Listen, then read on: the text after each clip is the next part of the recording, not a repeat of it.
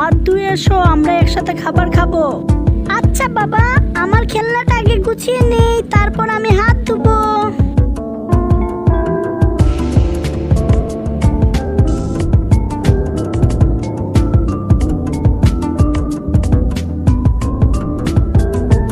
এখন আমি বেসিনে আসলাম, সাবান দিয়ে হাত ধুবো। বন্ধুরা, তোমরাও খাবারের আগে সাবান দিয়ে হাত ধুবে। আমার হাত ধোয়া শেষ, এখন আমি টিস্যু দিয়ে হাত মুছে নিব।